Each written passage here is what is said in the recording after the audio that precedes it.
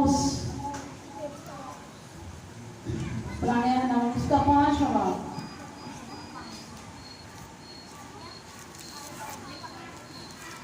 Amos जो थे वो नबी थे, खुदा के खादिम थे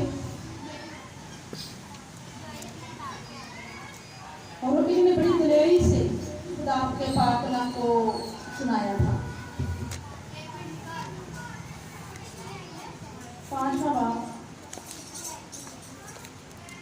उसकी पहली आयत से लेकर उसकी दूसरी आयत तक लाउड करेंगे।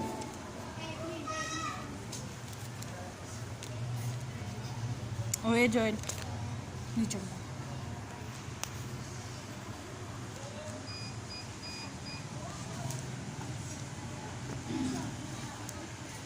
जिसे निकाल लिया है वो तलाश कर सकता है।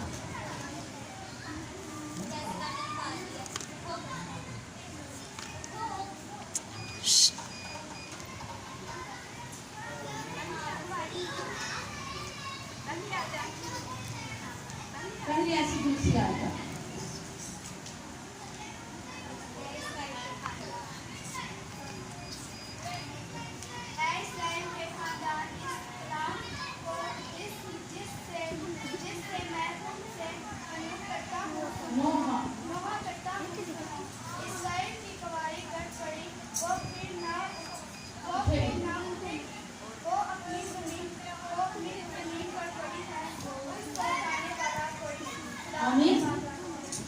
अमोस नबी जो है यहाँ ये कौन थी?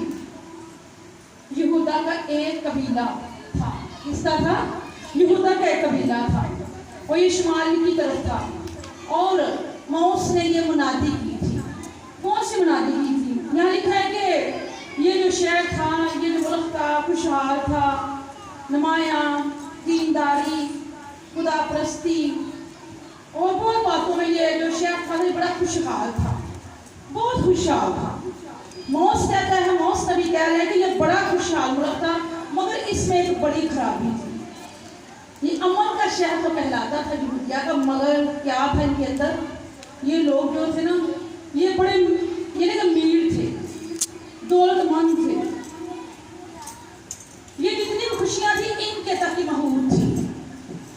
मौस नबी कहता है यहूदा के जितने भी लोग थे वो अमीर थे, मगर गरीबों पर ये बड़ा जुल्म करते थे, बेइंसाफी करते थे। तो खुदा ने मौस नबी से कहा, देख मौस नबी, मैं तुझे इस लोगों में भेजता हूँ, इनको दीनदारी सिखा।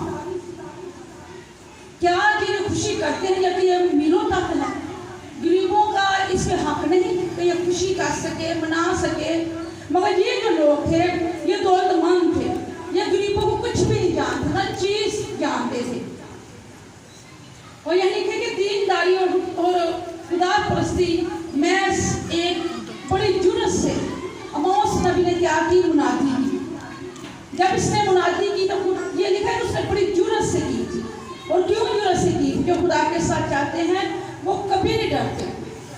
वो खुदा के पाक कलाम को बड़े दलेर से पाक कलाम को क्या सुनाते हैं। यहाँ मौस नबी जो है वो तौबा के लिए पुकार है। क्या है?